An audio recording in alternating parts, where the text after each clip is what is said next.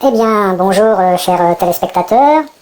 Aujourd'hui, une recette toute simple, mais toujours appréciée par les fins gourmets, la tarte au fromage.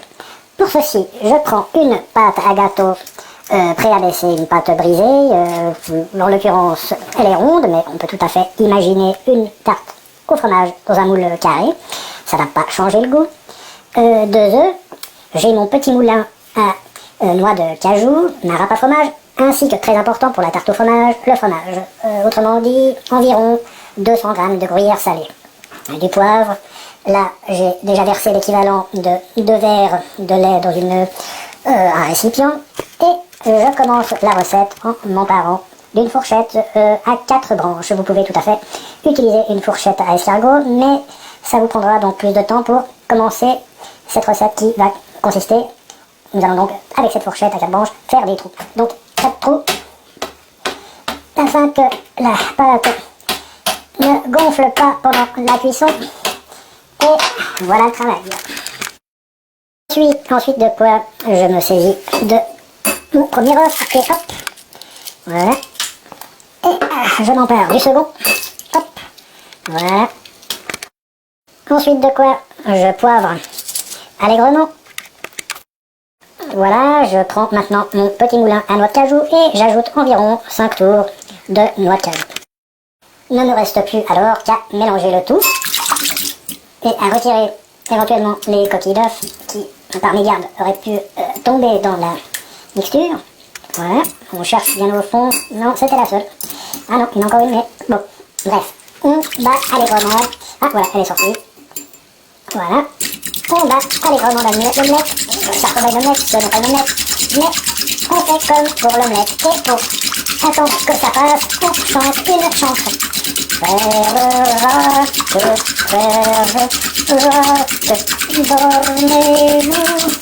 Dormez-vous, sonnez les matines,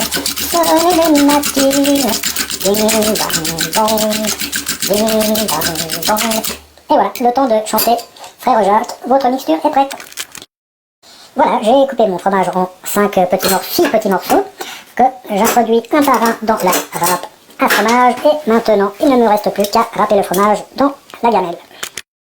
Une fois que c'est fait, vous mélangez bien de nouveau le fromage et le lait et les œufs pour que ça ait une bonne consistance, bien homogène. Et voilà. Ensuite, il ne nous reste plus qu'à prendre notre pâte et à la verser délicatement dans le moule à gâteau. Ensuite, nous répartissons bien le fromage partout sur le moule afin que la tarte soit égale pour tout le monde, pour que tout le monde ait sa part de fromage. Mais je constate qu'il n'y a presque pas assez de fromage, donc je vais en rajouter un peu. Oui, ne soyons pas là. Et voilà, ma superbe tarte au fromage est prête à être enfournée. Je préchauffe le four à 200 degrés et je mets au four une bonne demi-heure, voire 3/4 d'heure. Voilà. Et voilà, ça fait 40 minutes exactement que j'ai mis la tarte. Et voilà, je crois qu'elle est prête. Et oui, une magnifique tarte au fromage. Pour accompagner ça, j'ai fait une petite salade de carottes qui se marie parfaitement avec la tarte au fromage.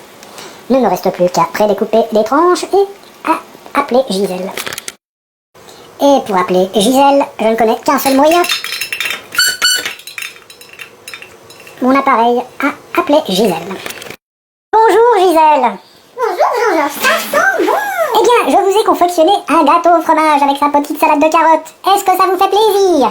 Mais beaucoup Jean-Georges, beaucoup. Ça vous fait beaucoup plaisir. Alors dans ce cas, venez vous asseoir. Vous savez que vous manquez à nos téléspectateurs, Gisèle. Mais je n'ai pas de recette miracle à leur présenter.